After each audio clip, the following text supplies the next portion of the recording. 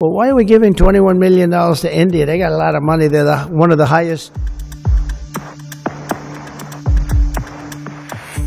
ভারত ও নরেন্দ্র মোদির প্রতি আমার সম্মান রয়েছে, কিন্তু আমরা কেন তাদের $21 মিলিয়ন দিচ্ছি?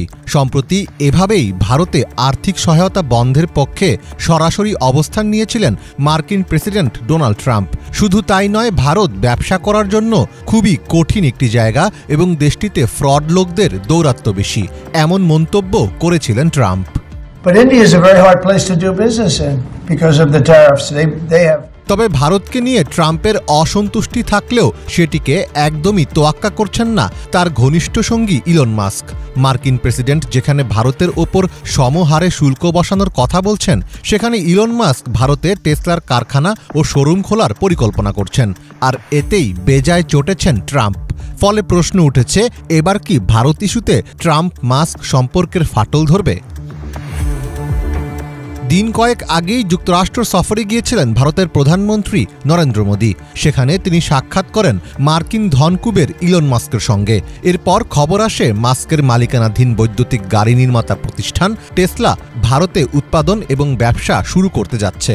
তবে এ খবরে ভারতীয়দের মধ্যে উচ্ছ্বাস দেখা দিলেও বিষয়টি ভালোভাবে নেননি প্রেসিডেন্ট ডোনাল্ড ট্রাম্প। তার মতে, টেসলা যদি ভারতে কারখানা চালু করে তবে সেটি যুক্তরাষ্ট্রের প্রতি অন্যায় হবে, আর ট্রাম্পের এই মন্তব্যকে ইলন মাস্কের জন্য একটি সতর্ক বার্তা হিসেবেই আখ্যা দিচ্ছে যুক্তরাষ্ট্রের বিভিন্ন গণমাধ্যম।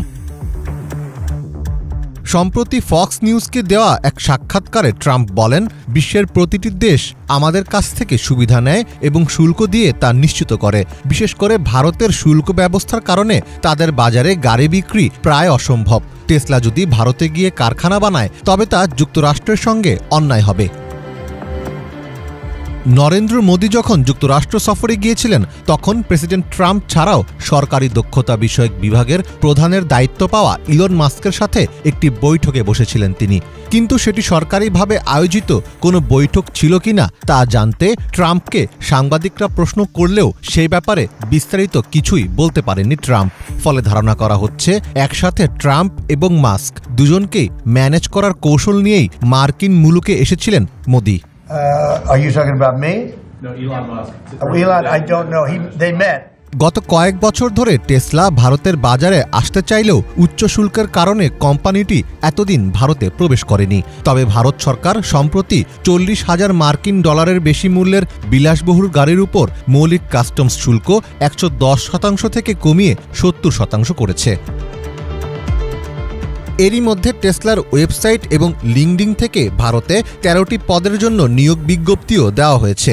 মুম্বাই ভিত্তিক ওইসব পদ মূলত গ্রাহক সেবা এবং প্রশাসনিক কাজ দেখভালের জন্য। টেসলার লক্ষ্য মূলত 25 থেকে 30 লাখ রুপির মধ্যে গাড়ি তৈরি করা। ভারতের আশপাশের দেশগুলোতে গাড়ি রপ্তানির পরিকল্পনাও আছে তাদের। ফলে অনেকেই মনে করছেন, টেসলার হাত ধরে ভবিষ্যতে বৈদ্যুতিক গাড়ি নির্মাণের হটস্পট হতে পারে ভারত। মীর ফজলে রাব্বি, বাংলা ভিশন।